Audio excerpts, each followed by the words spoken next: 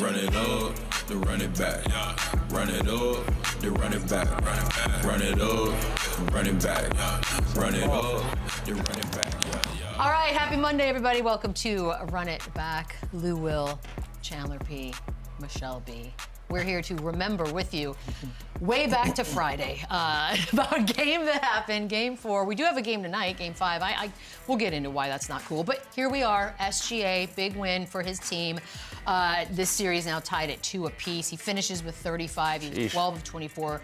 0 assists, interestingly enough. Jalen Williams had 27. Pascal Siakam finished with 20. Tyrese had an 18-7, 5-turnover night, but we got to concentrate on that man right there.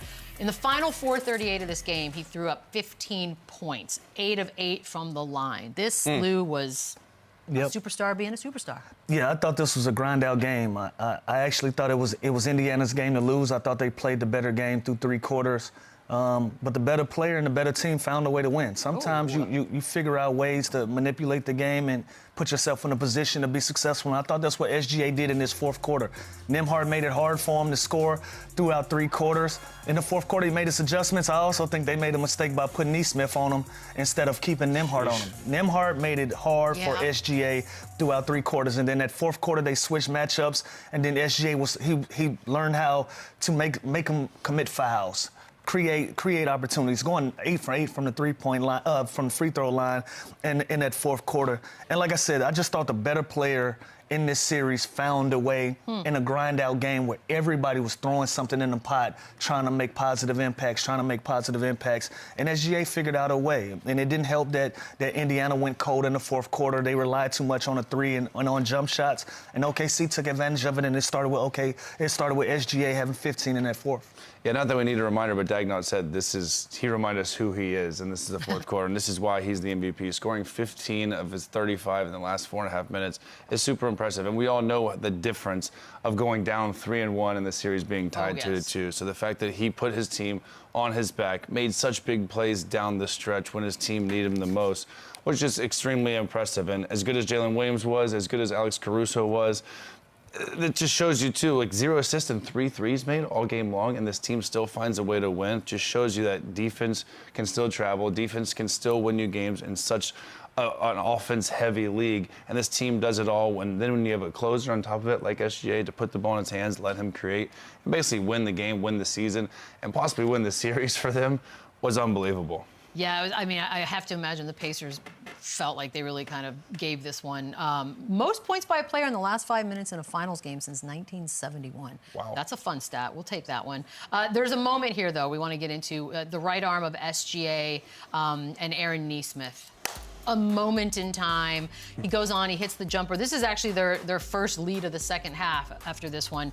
But people wanted to talk about it. Should it have been a foul? Did he travel? Like, was there anything wrong with the way this played out, Chandler? It's such a bang-bang play. It's hard. It is right in front of Scott Foster. I think it could have gone either way. And again, that's definitely a push-off. Like, usually when you see that arm fully extend like that, that's when you get caught. But again, his feet are moving. It's a physical game. We always talk about playoff basketball. I would have hated this whistle if I was a fan watching, if I was Oklahoma City fans for sure. But this is great defense, better offense. Did he get away with a little nudge here, a push off? Maybe it's a travel. It's hard to dissect a travel these days, too. You get so many steps. I mean, technically, that's a travel. It took 3 steps. Listen, it was a push-off. It was a push-off and a travel. It's a push-off and a travel, but 3-4 possessions before that, they were just allowing these guys to play. They were allowing them to come up, figure out the end result of this game. So I don't mind this push-off. Like, we're going to nitpick, obviously, because of the scenario in the game. That was their first lead that was taken. But like I said, 3-4 possessions in a row before that, these guys were playing on. The referees were allowing them to sort this thing out on their own. It was a lot. It was a lot, but again, with the defense that they were playing, both teams ratcheting up their physicality, this was a play-on play. Yeah, and I think at this point of the finals, you just want consistency, right? It's like Lou said, that's all you want. They were letting them play. They were being physical. They were getting away with a bunch of plays like this leading up to this. You can't then go and blow the whistle on a move like this. So I agree with it. Slow-mo, looking back. If there was a challenge or review, if there was possible, then yeah, I think maybe you call the offensive foul, you call the push-off, you call the travel. But bang-bang play like that in the NBA Finals, I like the no call. And we can't allow the referees to to take the criticism. Well, we can. I don't care. There But it is. neither team called a challenge in this game. That was refreshing to see. Like, That's right. like when's the realize last that. time we watched a basketball game Never. and neither coach took the opportunity to use one of their challenges? And so, you know, everybody's going to make a big deal because it's Scott Foster, but anybody else, this is probably a non-issue. But neither coach called a challenge. By the way, shout out to Rick Carlisle. He's a very smart man going out there and white knighting for Scott Foster in front of everybody. Brilliantly played, sir. Brilliantly played. I see you. I wonder how much of this, too, during the course of these, well, playoffs in general, because we've talked so much about the Pacers and clutch wins, which they've had, I think they're 9-1 or 9, whatever it is. And meanwhile, Oklahoma City, maybe not as good in the clutch department, but if they've been down by double digits, they've been damn good. Yeah. So I wonder if we've sort of overlooked that a little bit in the course of all this. They haven't had many close games. That's also, part of the problem. that's a huge part. They blew out teams during the regular season, so they haven't been in many dogfights like the Pacers had been during the regular season. And we've seen this from other teams. We saw the Knicks have crazy comebacks in the playoffs. We've seen the Pacers do it in this series. So I think with the way the game plays with the three-point line, it's much easier to come back in a game now when you get down double digits. It's not that big of a margin than it used to be. But I also just believe in SGA and his cool, calm, collective demeanor where whether they're up 25, down 25, they just lost the game, he's smiling and walking off the court.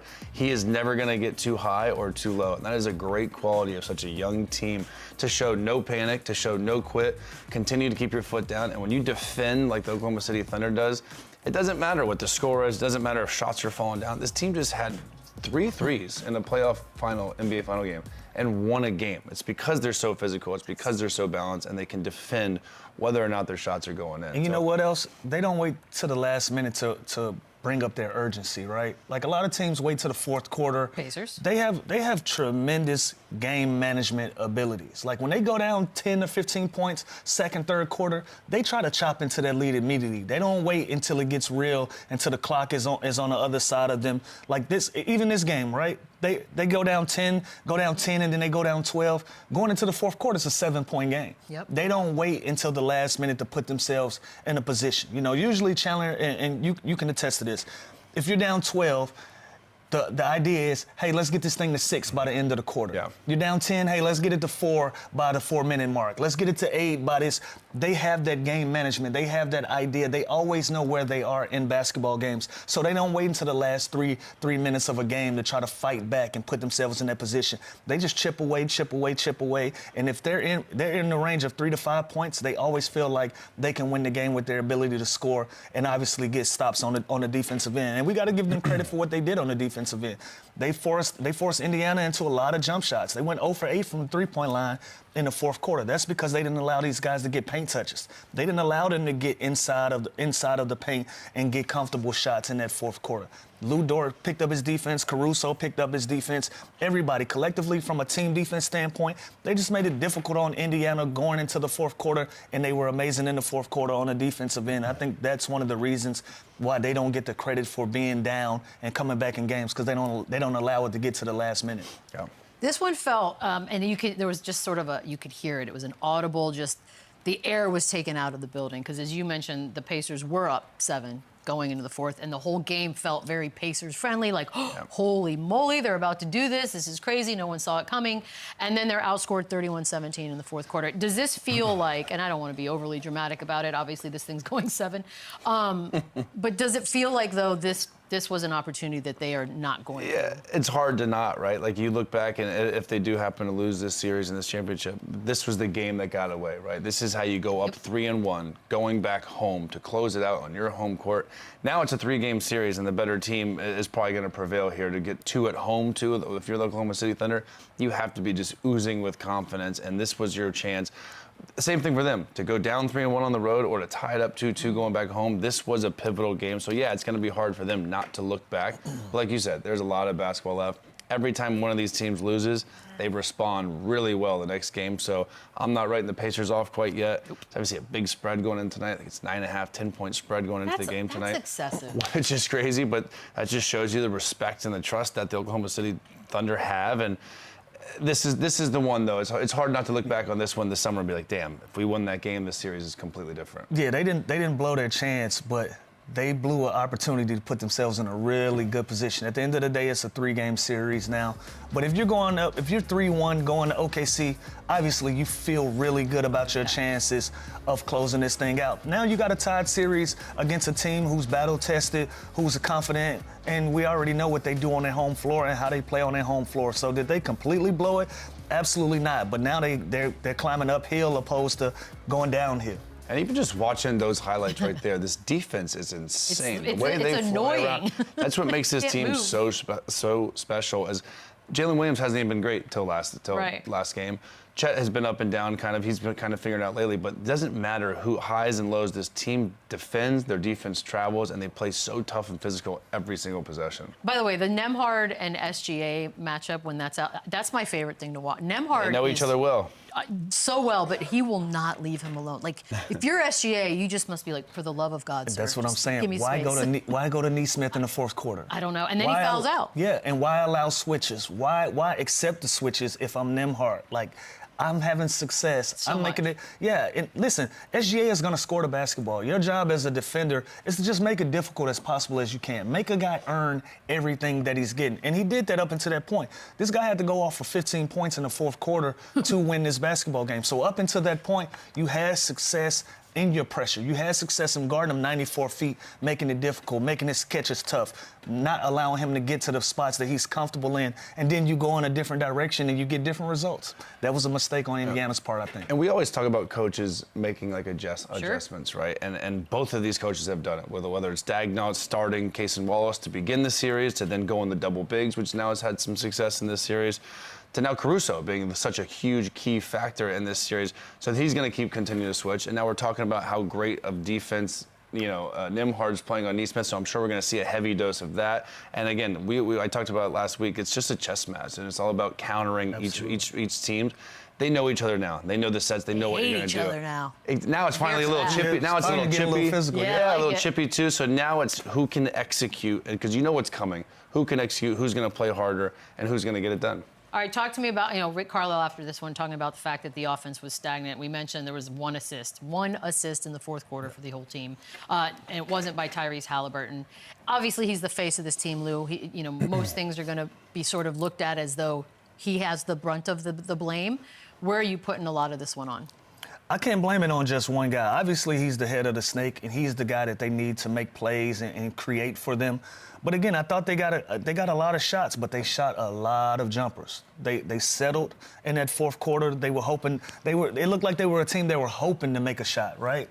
And so when you play that way and then you're playing against a team with force, it pushes you back against the wall. Again, they were 0 for 8 from the three-point line, 5 for 18 in the fourth quarter. They got a lot of attempts, but a lot of these attempts were on the perimeter. And again, when you have a team that's stopping the clock, shooting free throws, and getting to the rim at the same time, it's a recipe for disaster for you. And again, you didn't have a big enough lead to even play this way. You had a 7-point lead. So again, when you get 2 free throws here, a missed three-pointer, 2 more free throws, this is just a 3-point game now. So they didn't have the league comfortable enough to play the style of basketball that they played in the fourth quarter. But you can't put all of that on Tyrese Halliburton. I think they were shooting the ball well from the 3-point line. So I think they kind of got hypnotized with that. And in the fourth quarter, it just didn't go that way. Yeah, I think naturally the best player is going to get blamed. He's going to get credit. We've been giving him the flowers and the respect and everything he deserves with the clutch moments he's had and the big games he's had. But when he's inconsistent and he doesn't play with that aggression, we also let him hear about it. And I think 17 points in the fourth quarter, 1 assist, that kind of falls on your true point guard that we usually credit him for. So there is a level of assertiveness that he has to have, knowing that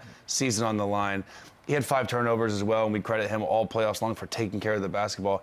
This is a different kind of defense. This is a different kind of physicality and pressure he's facing. But we know this. Jermaine O'Neal came on. He's got to be great. He has got to be a star. He's got to be damn near perfect for them to win this game. And in this fourth quarter, the team wasn't, he wasn't, and they have to be better. Everybody has to share in the responsibility that they lost to this game.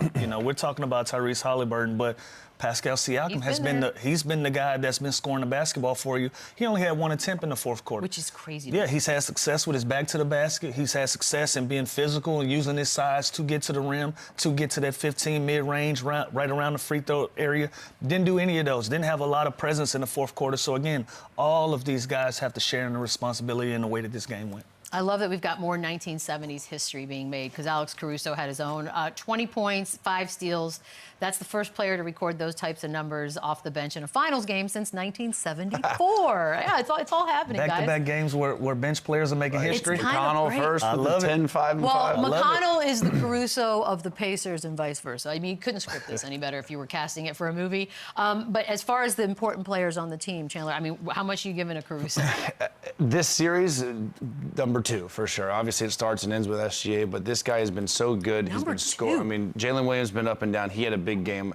Obviously, Chet's important. They're big 3. When you talk about the Thunder, you're going to talk about SGA, Jalen, and Chet. But in this series and this playoffs, the versatility he's shown defensively, whether he's guarding a center, whether he's guarding a point guard, he's not starting, but he's in the end of games. His minutes continue to rise. His production in the postseason versus the regular season has been completely different and better every series. So he's been huge. And you can just see he does all the little things. He gets extra possessions. Look at him just jumping passing lanes right there. Like, that is crazy defense. Just That's unacceptable. It's just reaction, though. As soon as someone turns his back, he just goes and he attacks. It's just an instinct that he has that not a lot of people have. And now you're getting the production of 20-point games, 2 20-point games this series, 0 in the regular season. So you're seeing his best basketball right now in the finals, which is what you want from any player, let alone a role player that you acquire this summer for a lot of money. It's just as simple as, because he obviously and Siakam were the 2 guys who've been to the championship and won before on the floor. Is that really, I don't know, sometimes I guess I sort of underestimate how valuable any kind of experience like that is, but is that really sort of a deciding factor in his play right now? Not really. Listen, it has value, don't get me wrong, but he's just starting his role. Like, he's just playing well, you know. Playoff pedigree, you could say, is the finals, whatever. This guy's going out there and just competing his ass off for 4 quarters every opportunity that he gets. As soon as he checks into this game, he's going to be a difference maker, and he's been there. You know, this is his second 20-point game in this series, right? And so, did he have any of those when he was in the championship run the first time? Not, absolutely not. So this, for me, this is just somebody who's comfortable in their role, starting in their role, knowing what they need to bring to the table, knowing what's expected, and going out and competing and doing what they need to do to win. He's been so good in the finals. It's weird to me he didn't have any of these games in the regular season. Like it's crazy to me. Need to? I don't know. I mean, right. So for him not to do this in the regular season, we're not going to credit 4 years. Yeah, 100%. No. Again, I am Lou. Sure. Is he a little less jittery? Is he a little less nervous than maybe a first-timer there? Maybe, but yeah, you can't credit this to his experience in 2020 or whatever it was for him. No, he's just starting his role. And he's not doing anything different. And his defense fuels his offense. He's making open shots. He's playing alongside a really good guard that is giving him a lot of open looks. And credit to him, he's knocking them down. He also hits some crazy shots. Like, you're just like, how? I don't even know how that happened. He's going deep into his bag. Dang. All right, let's talk a little bit of free throws. Everybody's favorite subject, free throws. But it is a topic of conversation because there were 71 of them in this bad boy. Jalen Williams had 11. He leads everybody. Most makes ever in a game for him. I don't know. Lou, I know you love ref talk. It's your favorite thing. Ref talk and lists. Ref talk and lists and superstars. Do you have an issue at all with the officiating? Do you feel like it was? I really don't. Okay. Again, that was a ton of free throws, a lot of free throw shot. But also, we gotta check the eye test. There was a lot of physical and aggressive basketball being played. Again, we have a conversation about finally these teams don't like each other. You're getting tired of seeing the same guys over and over every other day. And it starts showing in this game 4. Fouls started to get a little harder. It started to get a little chippy. Everything had to be earned. And you got to earn it from the free throw line. That's what I love about playoff basketball. Like, we got to pick a side of this argument. At one point, we're complaining about a free throw merchant, and then on the other side, we're complaining about fouls not being called. Yeah. So 71 is a ton of free throws. I'm sure it's hard for fans to watch. But as a former player and being in these positions, I know what a grind-out game looked like. And you get to a point where a team has success in attacking the rim, getting there. No, you got to earn everything now. Now everything has to be earned, and if you got to get it from the free throw line, you got to get it from the free throw line. Nothing is going to be easy. So, you know, from a entertainment standpoint, there was a lot of free throws, but from a grind-out standpoint, I don't mind it at all. Yeah, and it's not great for ratings. It's not great for TV necessarily, but I don't think that's going to be great anyways with what's at hand. But I do think this has been an awesome series. I think this has been physical. This has been a defensive battle at times. There's been highs and lows offensively, but with that comes a lot of free throws, and it comes a lot of physicality and a lot of physical plays that are going to result in free throws. Is it great for the game? Is it great for watching as a fan? Maybe not. But again, when you have two teams competing at the level that they're competing at, it's naturally born to happen. 37 or 71 free throws. That is a lot. I thought it was a lot in game 1 with 45 and game 2 with 59. Like who knows what's going to be game 5? But again, you got two teams that are really competing. It's bound to happen. That is the perspective, right? Game 1, 45 free throws. Game 4, 71. So yeah, they're getting to know each other. There's something going on. Beadle, this was my favorite game of the series. Okay then. This was because before the fourth quarter, I didn't think anybody was playing great per se. I thought everybody was playing decent enough and just doing what was necessary to give their team a chance to win this game. Whether it was fouling, free throws, or whatever, everybody was throwing something in the pot to try to win this basketball game. And then in the fourth quarter, we started seeing the separation. We started seeing the game plans come into play, the chess match. We started seeing all of those things. So again, 71 free throws is a lot, but for me, I like the fact that nobody got anything easy for 4 quarters in this game. I can't believe nobody challenged anything. Yeah. I didn't even realize that till you said it. All right, we're going to take a quick break. On the other side, a man who will have opinions on this for sure. No art. He's back. Oh, he's on vacation. Vacation is kicked. Oh, vacation. He finally done tapped into that 500. Okay, here we go. Your champions, the Milwaukee Bucks. I don't need the fame, feel it comes with the extras. Nothing but net for Bobby. I don't get tired, go hard, no question. Bobby Portis. He is a competitor. Oh, good day, Sir Bob. How are you doing? We're going to get our how you doings out of the way. Got to do it. How you doing? Yes, sir. I'm solid. I'm solid. What y'all doing, man? How y'all been the last couple of weeks? Oh, all good. Just Are working. you on vacay? Where's the art that we got so used to?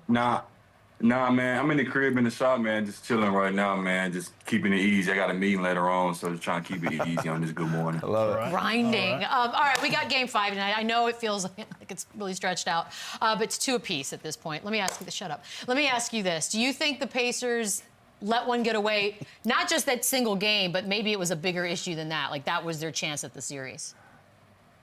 Yeah, man. I think wholeheartedly, man, when you get into these series, especially when you get up at home, you want to protect home court as much as possible. Especially down the stretch going into the fourth quarter, they were up, 7, 8, 9 points. Obviously the OKC has an MVP in Shea, and he really turned on his MVP mode for real in the fourth quarter. Was scoring like 15 points in the fourth, carrying his team to a victory. But definitely the Pacers let one get away. They could have easily been up 3-1 going into a hostile environment in Oklahoma City. I think we all know what to expect, from Oklahoma City tonight, especially when they play at home and a much needed win, much needed game tonight. So they definitely let one get away. It's going to sting for sure, especially if they lose tonight, knowing that they could have been up 3-2 going back to Indiana in a closeout, game at home. So definitely let one get away.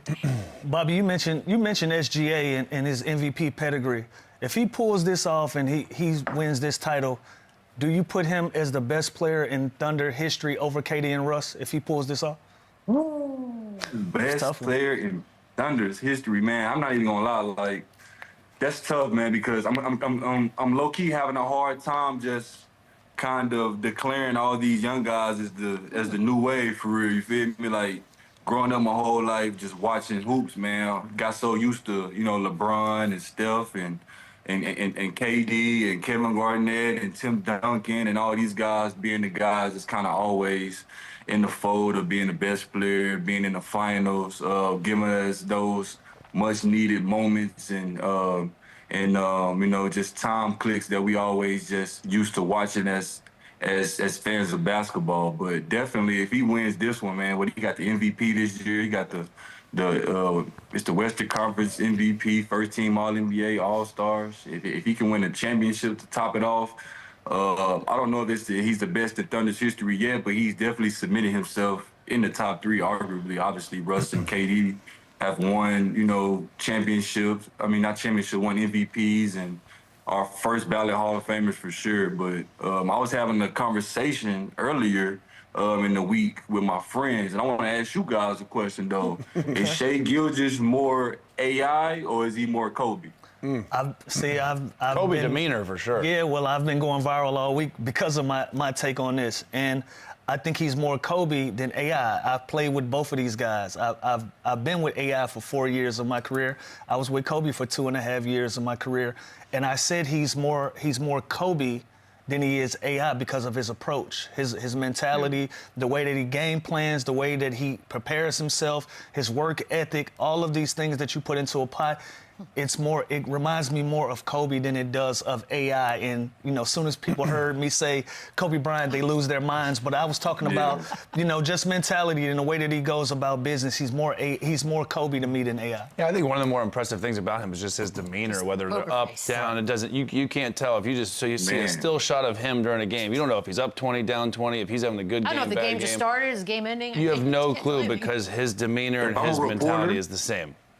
If I'm a reporter, he's a great quote, right?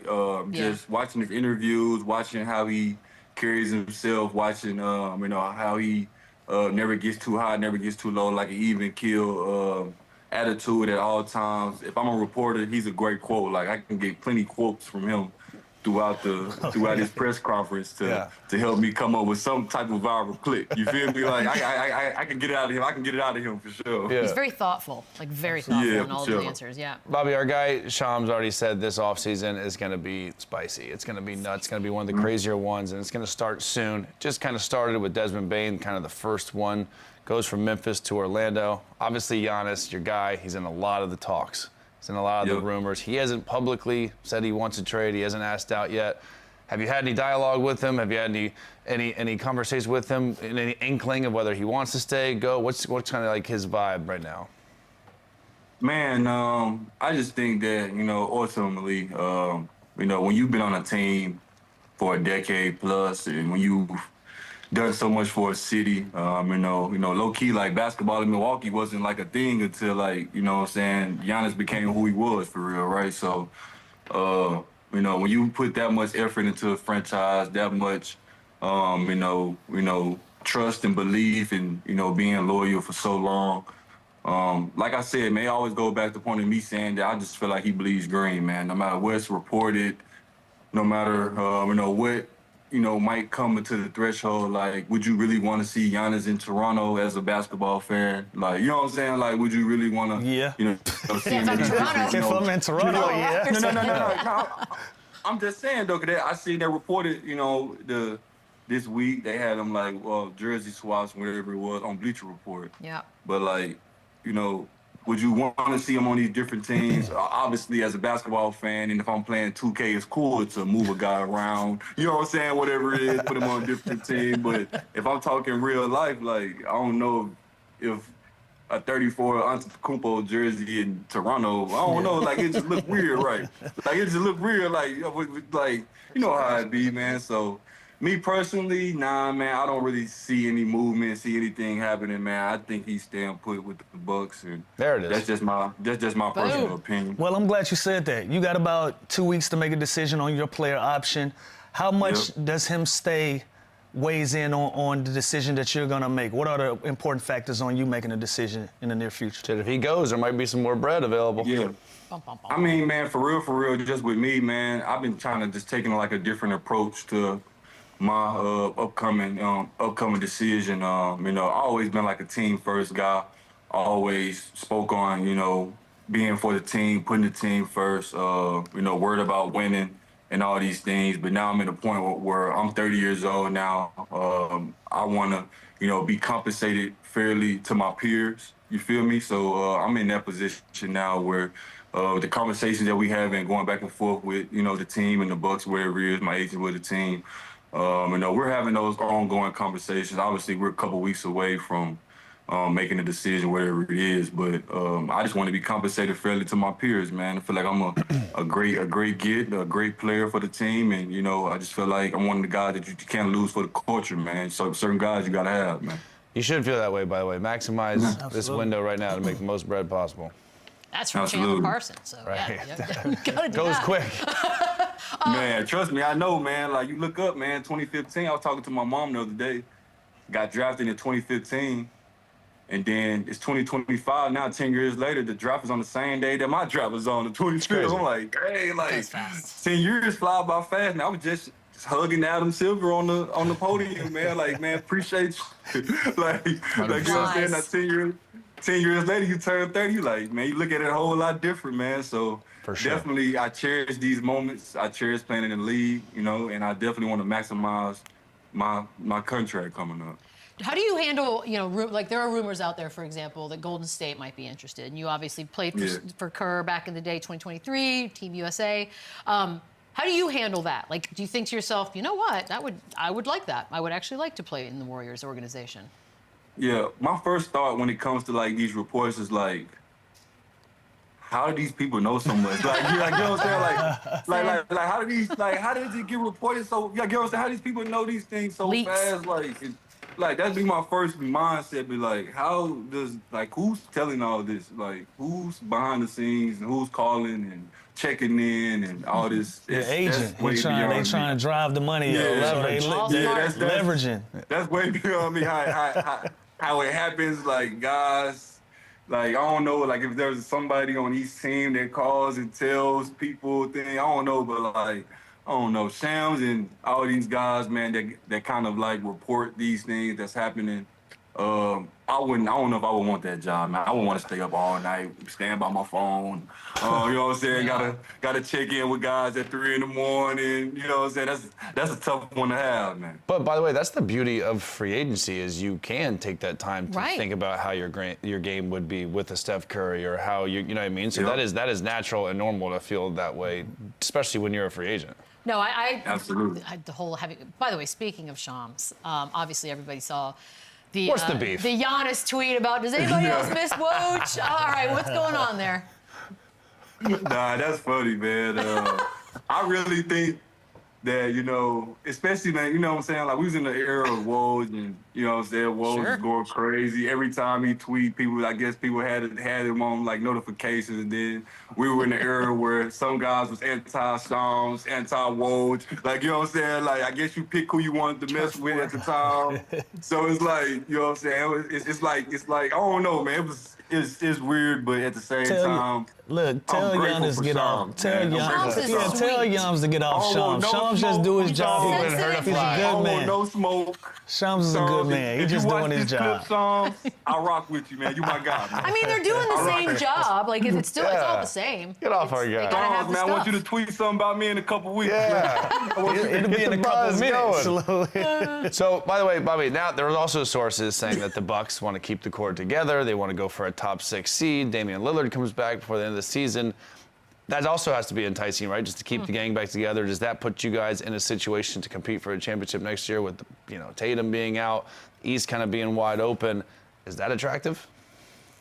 Yeah, man. I just think, man, just personally, in this year's free agency, man, I'm just worried about Bobby Portis, man. Nice.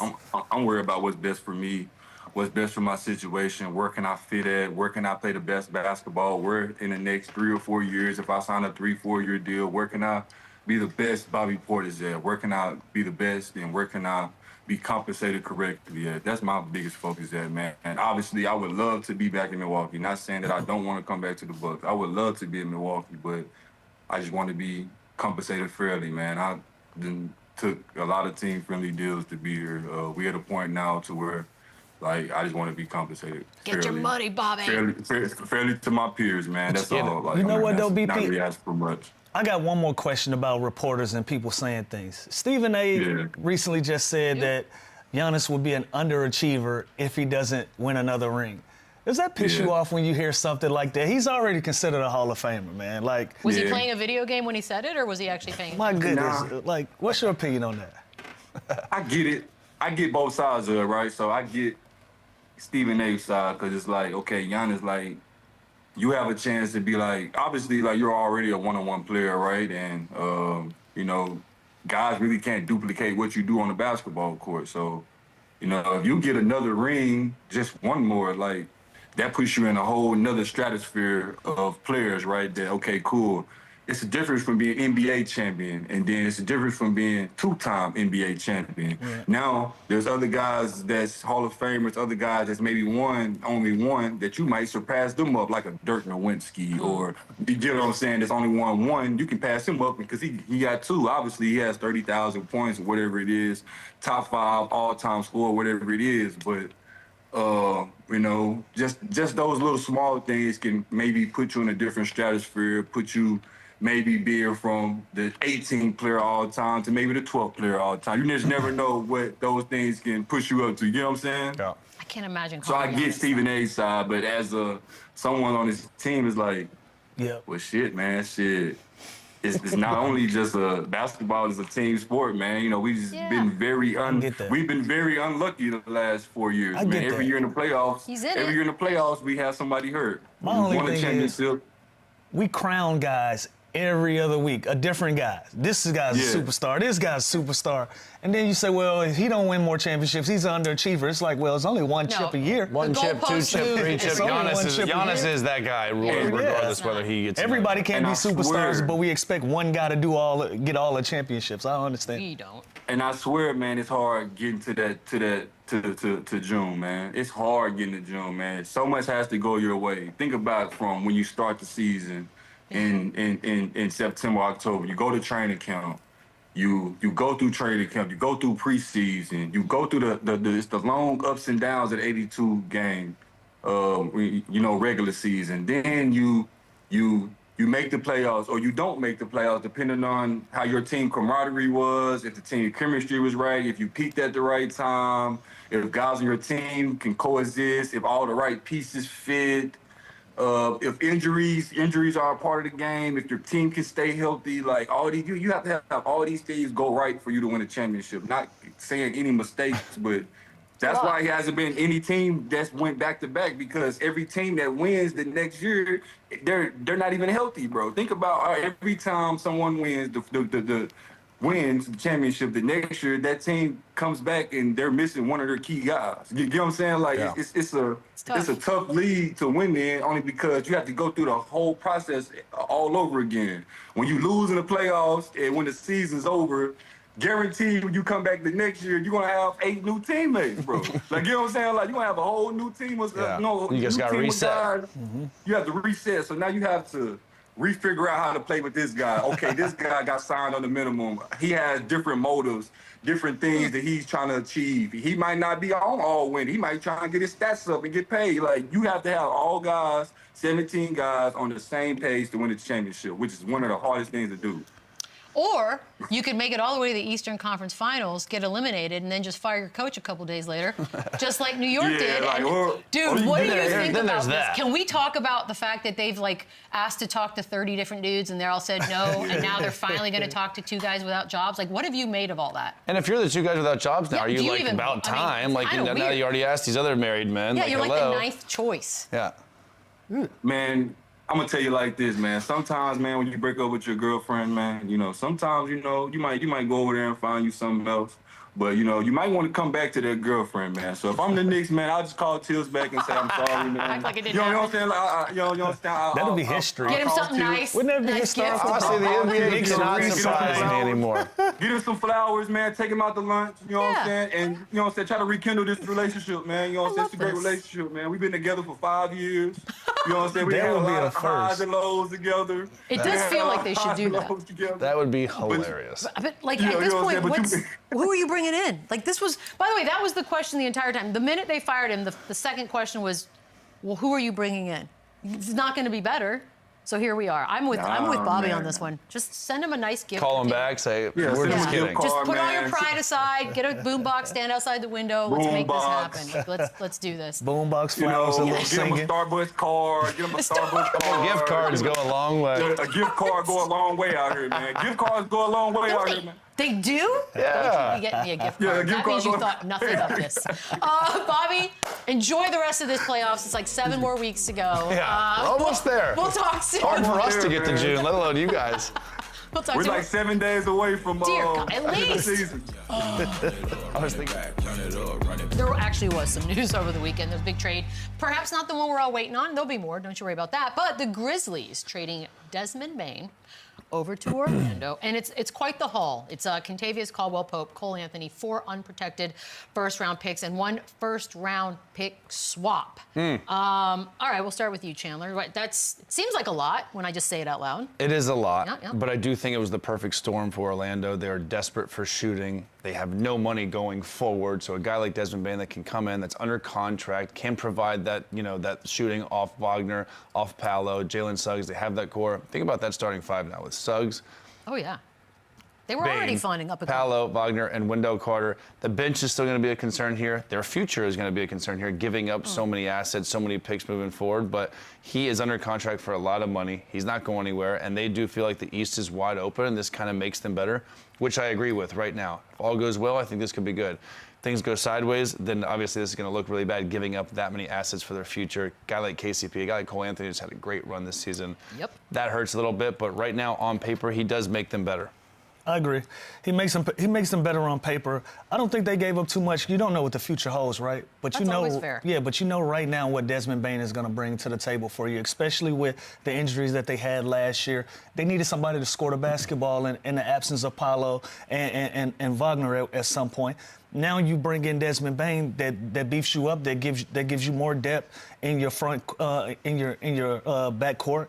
And now you got another guy that can go out there and give you 20, 25 points on any given night. And he's a defender, and he's a tough-nosed guy. So, again, you can hedge your bets on your future, or you can give yourself an opportunity to compete in the Eastern Conference right now. And I think the Western what am I doing? The Eastern Conference right now. I'm so used to them being a Memphis Grizzlies that it's kind of throwing me off.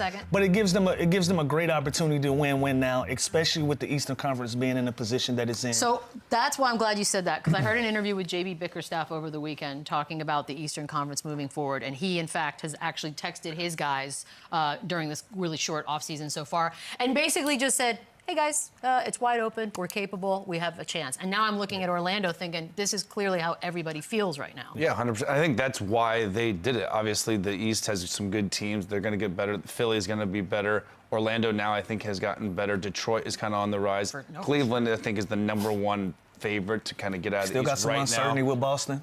Boston with Tatum out. Again, there is some uncertainty. So when you have a chance right now to acquire a guy, at least for the next 4 years, to grow with this young core and provide exactly what they're needing with shooting, with defense. He knows how to be a second or third option, playing with Ja, playing with Triple J. So I think it's great. Now their bench is a little bit of a concern. Okay. They need a true point guard. Can Houston, can Howard, can Anthony Black, can one of those 3 guys make a jump and kind of help? Black showed. Excuse me. Black showed. Like how much better? How much better can Paolo and Franz continue to get? Those are their guys going forward. So I think there's a lot of questions here, but I think immediately this does make them better. A title contender? I don't know, but like J.B. Bickerstaff said, the East is wide open. Like, who is the title? Because I think even if you are in the East right now, and sure, I'm not going to discredit what Cleveland did all season long, but we also saw how that season ended. How about the team that's 2-2 right now in the finals with the Oklahoma City Thunder that's going to be back next year? And then, again, Philly's going to be better. But again, with all of those questions, with all of those teams, and we're throwing them in a pot, right? If I'm Orlando, I feel like I'm right there in the mix when I add a Desmond Bane. I feel like I'm in the mix with these teams. All of those teams have something in common. They got a bunch of talent. Now, when you add a guy like that to the starting lineup that you already have, that gives you a great opportunity to be right there in the mix with everybody else. And Jamal Mosley has created a culture there. Yeah. He is a fan favorite. Players love him. They want to play hard for him, and he's another one of those teams. Like OKC, like Boston, they defend. So even if they don't have an offensive explosive night, they can win games on the road, at home, just by defending and playing hard, and that's what he's created there. So it is an attractive place to be. Those 2 young stars are, 22 and 23 years old? Babies. How much better can they get? So there's some questions there, but, man, I do like this, but it's a lot. It's a lot to give up. It feels like a lot. When the ticker scrolled by, it was like, oh, okay. But we've also gotten a little bit used, Mikal Bridges being one that got a lot back as well. That's the Orlando side. Now we have to look at Memphis for a second. They've already come out and said, we have no intention of trading John Morant or Triple J. But now I'm kind of wondering, all right, so you're going to keep Triple J, you're going to give him a big deal, but what does this team look like now? So the reports now basically are they did this to kind of open up that money to re-sign Triple J. Obviously, we know he missed out on the Supermax, big deal, but he clearly is going to be their piece going forward. There's a lot of rumors about John Morant moving. Now you have Cole Anthony, who is a point guard. Scottie Pippen Jr. was great for them this year, so they are pretty stacked at that position if they did want to go and shop John Morant. But it looks like this is going to be their team moving forward. And again, they just got the new coach. When I saw this trade, I thought, okay, this is the first of a couple coming. This is the first of Triple J maybe going and John Morant coming. Yeah, of course. The reports say otherwise, so who knows? Again, the West is also so stacked and deep. I don't think this team makes them, this move doesn't make them better right now by any means. Dude, their GM said after they got swept, they're not even close. You're not even close, and you just got. And then you trade your second or third best player. So I'm a little confused. Yeah, I'm confused about some of the messaging that's coming out of Memphis, right? But I also think this is a shot at giving this new coach a chance to win and show what he got. You know, these are your core guys. Triple J and John Morant, those are your core guys. Desmond Bane was a part of that. Now you get rid of him. So you're telling us these are the two guys that's going to get us over the hill with this new coach. But also, again, when your GM comes out and says something completely different at the end of the season, opposed to what he said in the last couple of days, it is a little mixed messaging. So I'm curious to see where they go from here. But if I'm Memphis, I'm also feels like I fleeced them a little bit. I got off a dude that I owe 160+ million Which, by the way, we have our two guys moving forward. Anyways, we have a lot of draft picks. We just struck gold in the draft last year with Wells and Edie, so they do have a lot of things to look forward to. And their future just got better in case they do want to move Ja and JJ. They now have 4 picks coming. They have a guy like KCP. Who knows what's going to happen to him? Maybe he's a buyout option. Who knows? But I think this doesn't make them better, but it definitely sets up their transition if they want to go the other way. it does feel like the mixed messaging is probably the best way I'm going to look at it. Like, I don't think they're better. Like I don't think they're a contender now or a better team next year, but this kind of is a nice little segue to go either way. A Segui, if you will. A Segui. Quick break and predictions. Oh, we're so good at those on the other side. Sometimes we're good at them. The NBA Finals are here, and with FanDuel, you don't have to just watch from the sidelines. You can get in on the action all series long. Boom! Because whether you want to ride with either side to win the championship or pick which player is going to have a big game, FanDuel has a lineup filled with all your favorite bets. However you want to play, it's not too late to join. New customers get started with $200 in bonus bets if your first $5 bet wins. So just download the FanDuel Sportsbook app to make every game feel like Game 7 on America's #1 sportsbook. Don't worry, though, we'll have a Game 7. You'll be able to bet on it just like it is a Game 7, because here we go. Tonight, Game 5. Back-to-back games have not been lost by either one of these teams for a while. Talk to me, Chandler. I think it's ugly tonight. I think Oklahoma City plays their best game of the series, of the season. They're at home. They do not. All of it? Yes, they do not want to lose this game. They do not want to go down 3-2 going back to that place. It's okay to say you just slipped a little bit. A season Of their entire lives. Of their entire franchise history. It is going to be the best game. They're going to beat the brakes off them, and I like OKC big tonight. But 9.5, again, disrespectful. Covering. I think Chandler made a mistake by saying season, but I actually agree with him. I think they play the best game of the postseason tonight, and they go up 3-2 in a big time. You can't lose this one. You can't lose this one. With an elimination game in Indy, can't lose this one. I think, but you know what? But they don't. Pacers haven't lost 2 in a row either since like March. They haven't been in this position either. I think, you know You what? think the Pacers win this game? Yes, I do. And I think it's going to be another one of those clutch fun ones. Burp me down for that. Hallie game winner? Hallie game winner. We got same game parlay. We'll throw it up really, really quick. It seems doable, and it's a big number, Lou. This is right up your alley. Oh, dear. Quick, 20 Siakam, 2 threes, 2 steals. I like it. I like it. Add it up. Do it. I like this one. I'll put $1 on that. Sign me up. We have a game. We'll see y'all tomorrow. Enjoy. Bing bong. I do think that. Yeah.